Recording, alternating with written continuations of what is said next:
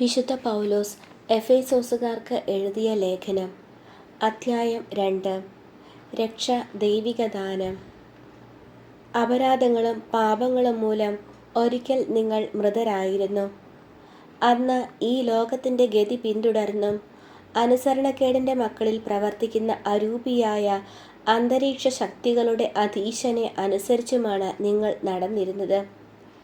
അനുസരണക്കേടിൻ്റെ ഈ മക്കളോടൊപ്പം ഒരു കാലത്ത് നമ്മളും ശരീരത്തിൻ്റെയും മനസ്സിൻ്റെയും അഭിലാഷങ്ങൾ സാധിച്ചുകൊണ്ട് ജഡമോഹങ്ങളിൽ ജീവിച്ചു.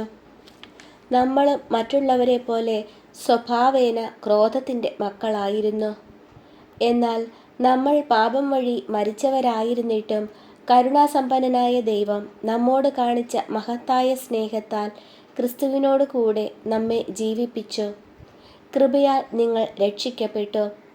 യേശുക്രിസ്തുവിനോട് കൂടെ അവിടുന്ന് നമ്മെ ഉയിർപ്പിച്ച് സ്വർഗത്തിൽ അവനോട് കൂടെ ഇരുത്തുകയും ചെയ്തു.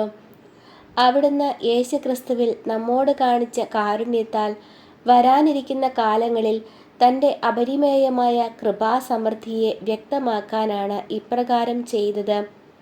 വിശ്വാസം വഴി കൃപയാലാണ് നിങ്ങൾ രക്ഷിക്കപ്പെട്ടത്. അത് നിങ്ങൾ നേടിയെടുത്തതല്ല, ദൈവത്തിൻ്റെ ദാനമാണ്. അത് പ്രവർത്തികളുടെ ഫലമല്ല, തന്മൂലം ആരും അതിൽ അഹങ്കരിക്കേണ്ടതില്ല. നാം ദൈവത്തിൻ്റെ കരവേലയാണ്. നാം ചെയ്യാൻ വേണ്ടി ദൈവം മുൻകൂട്ടി ഒരുക്കിയ സൽപ്രവർത്തികൾക്കായി യേശുക്രിസ്തുവിൽ സൃഷ്ടിക്കപ്പെട്ടവരാണ്. എല്ലാവരും ക്രിസ്തുവിൽ ഒന്ന്. നിങ്ങൾ ശരീരം കൊണ്ട് വിജാതീയരായിരുന്നപ്പോൾ ശരീരത്തിൽ കൈകൊണ്ട് പരിച്ഛേദനം ചെയ്യപ്പെട്ടവർ നിങ്ങളെ അപരിച്ഛേദിതർ എന്ന് വിളിച്ചിരുന്നത് ഓർക്കുക. അന്ന് നിങ്ങൾ ക്രിസ്തുവിനെ അറിയാത്തവരും ഇസ്രായേൽ സമൂഹത്തിൽ നിന്ന് അകറ്റപ്പെട്ടവരും ഉടമ്പടിയുടെ വാഗ്ദാനത്തിന് അപരിചിതരും പ്രത്യാശയില്ലാത്തവരും ലോകത്തിൽ ദൈവവിശ്വാസമില്ലാത്തവരുമായിരുന്നു എന്ന കാര്യം അനുസ്മരിക്കുക. എന്നാൽ ഒരിക്കൽ വിദൂരസ്ഥരായിരുന്ന നിങ്ങൾ ഇപ്പോൾ യേശുക്രിസ്തുവിൽ അവൻ്റെ രക്തം വഴി സമീപസ്ഥരായിരിക്കുന്നു. കാരണം അവൻ നമ്മുടെ സമാധാനമാണ്. ഇരു കൂട്ടരെയും അവൻ ഒന്നിപ്പിക്കുകയും ശത്രുതയുടെ മതിലുകൾ തകർക്കുകയും ചെയ്തു. കൽപ്പനകളുടെയും ചട്ടങ്ങളുടെയും ആധിപത്യം അവൻ തൻ്റെ ശരീരത്തിലൂടെ ഇല്ലാതാക്കി.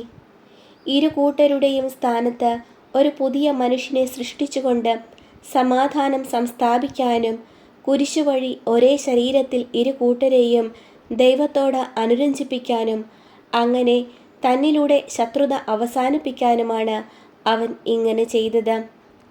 വിദൂരസ്ഥരായിരുന്ന നിങ്ങളോടും സമീപസ്ഥരായിരുന്ന ഞങ്ങളോടും അവൻ സമാധാനം പ്രസംഗിച്ചു. അതിനാൽ അവനിലൂടെ ഒരേ ആത്മാവിൽ ഇരു കൂട്ടർക്കും പിതാവിൻ്റെ സന്നിധിയിൽ പ്രവേശിക്കാൻ സാധിക്കുന്നു. ഇനിമേൽ നിങ്ങൾ അന്യരോ പരദേശികളോ അല്ല, വിശുദ്ധരുടെ സഹപൗരരും ദൈവഭവനത്തിലെ അംഗങ്ങളുമാണ്. അപ്പസ്തോലന്മാരും പ്രവാചകന്മാരുമാകുന്ന അടിത്തറമേൽ പണിതുയർത്തപ്പെട്ടവരാണ് നിങ്ങൾ. ഈ അടിത്തറയുടെ മൂലക്കല്ല് ക്രിസ്തുവാണ്. ക്രിസ്തുവിൽ ഭവനമൊന്നാകെ സമന്വയിക്കപ്പെട്ടിരിക്കുന്നു. കർത്താവിൽ പരിശുദ്ധമായ ആലയമായി അത് വളർന്നുകൊണ്ടിരിക്കുകയും ചെയ്യുന്നു.